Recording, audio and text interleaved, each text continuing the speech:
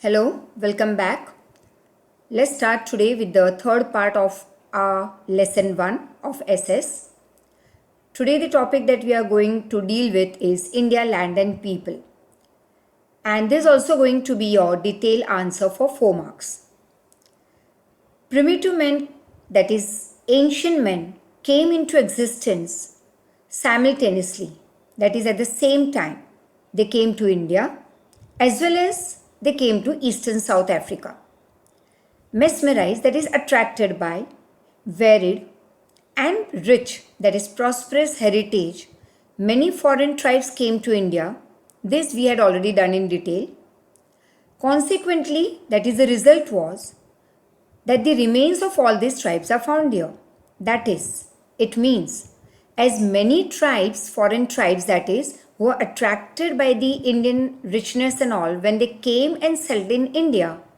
Naturally, the remains of all these tribes are found in our country. The Dravidians were considered to be the most ancient people of India. This is your objective. Dravidian is a type of tribe. It's one of the tribe which was said to be the most ancient tribe of India. But however, the modern researcher, that is the people doing research on linguistic, that is language, and anthropology. Anthropology, that is the study of human behavior, human culture, society, etc. So according to all these researchers, even before Dravidian came, 6 more tribes came and settled in India. That is what the modern researchers said about. Let's learn in detail. First is Negritoid. It could be also called as Hapsi, Negrate or Negroes. Now this is your 1 marker objective, that is 3 objectives follows in this particular paragraph. Some historians believe that Negrate or Negroes are the most ancient inhabitants of India. Inhabitants, that is people living in a particular place. Now Negroes came from Africa via Balochistan to India. These people were black, having height of 4 to 5 feet and curly hair. Let's move on to the next tribe, and that is Australoid. It's written Nishad people. Now this Nishad word was given to them by Aryans who came later to India. People of this tribe, that is Australoid, came from Southeast Asia. Their physical features were, that is how they looked like. That is, they had black skin with broad head, flat nose, short in height, etc. The Aryans who came later to India, they gave Australoid the name Nishad. The origins of these tribes like Kol, Munda, Khasi tribes of Assam, the tribes of Nicobar, Myanmar, they have similarities to Australoid. That is, which tribes were very much similar to Australoid? Let's see once again. Tribes like Kol and Munda, next Khasi, next tribes of Assam, and the tribes of Nicobar and Myanmar were very much similar to the Australoid tribe. Their contribution in the development of Indian culture and civilization is very vast, that is large, immense. They made clay utensils, wore cotton cloth, and knew many other skills. They had great religious belief also. That is what we learned from Australoid tribe was to make clay utensils, matlab mitti ke bartan, cotton cloth, next other skills also that they left behind them, and it was added up into Indian culture. These people were highly religious also. Now let's move on to the next part, and that is Dravidian. Dravidian could be asked as your detailed answer for 3 marks. It's a short note, very important for objectives as well as for 3 marks. Now Dravidians originally belonged to India. They were the direct descendants. Descendants means the next follower. or you can even call descendant, that is the next stage of Stone Age civilization. So after Stone Age civilization, the next descendants were Dravidian. And Dravidians were also termed as the creator of Mohenjo-daro culture. The tribes which came from north survived with their language and cultural features. Later on, they were only called as Dravidian. So actually this tribe came from north. Then they survived, means they existed along with their language and their cultural features, and they were given the name Dravidian. Dravidian was a tribe that gave us the idea of, that is concept of, mother as a goddess and father as a god. So the thought of Parvati and Lord Shiva as mother and father developed. That is what we are following today. Moreover, the system of, or the ancient system you can call, that is tradition of worshipping nature, is a gift of Dravidian. Even today, we worship nature in the form of sun, moon, etc. So this nature worshipping is a gift given to us by the Dravidian. The system of worshipping with dhoop, you must all be knowing about the incense stick, that is agarbatti as we call it. So that is dhoop. Deep, that is diya, lamp, and arti are considered, means are said to be the gifts of Dravidian. Besides, nature and animal worshipping also are their great features. Now, beside nature and animal worshipping, that is, we also consider animal worshipping, that is cow worshipping in our country, as a system which we got as a gift from Dravidians.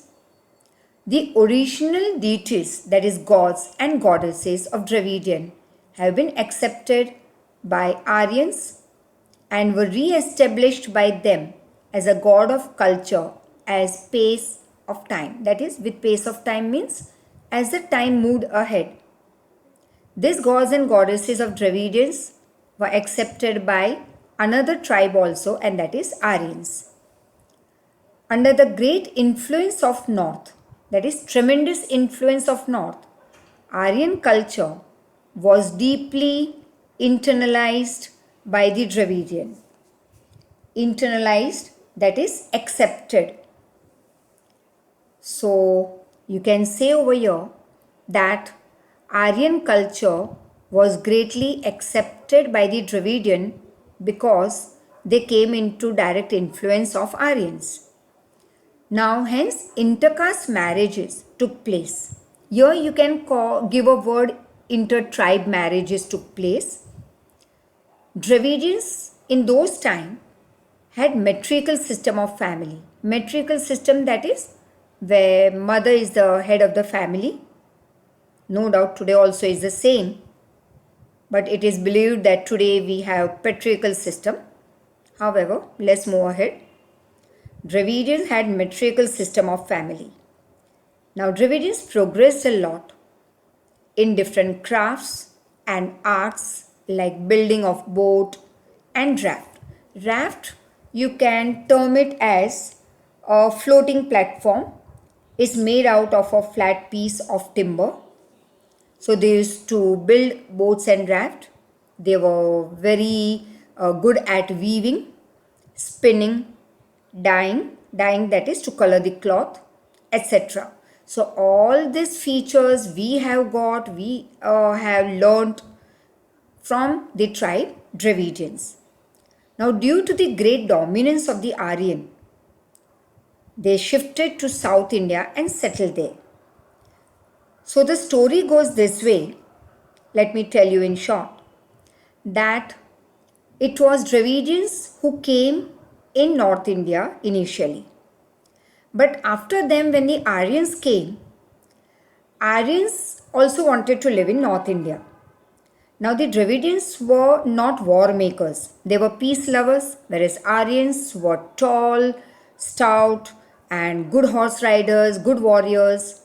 So, in place of making a war with them, Dravidian decided to shift to South India. This is how today the languages like Tamil, Telugu, Kannada, Malayalam are said to be Dravidian family languages. Otherwise, they would have been termed as the northern languages. So, due to the dominance of Aryans, Dravidians shifted to South India, settled in South India. As a result, today we can see the people speaking different Dravidian family languages like Tamil, Telugu, Kannada, and Malayalam, etc. Now, here many objectives are included in this particular paragraph. So, please go through it very perfectly. As such, the worksheet will be following it. So, you need not worry about. But please go through this part as it is very important. And move on to the next part. That's the other tribes. Other tribes, that is apart from above tribes, Mongoloid, Alpine, Dinaric, Armenoid tribe were also there in India. Let's learn something about Mongoloid. Mongoloid came to India from North China via Tibet and settled down at North Assam, Sikkim, Bhutan, West Bengal, etc. They gradually, that is slowly and slowly, this tribe Indianized themselves. Indianize means they became Indians.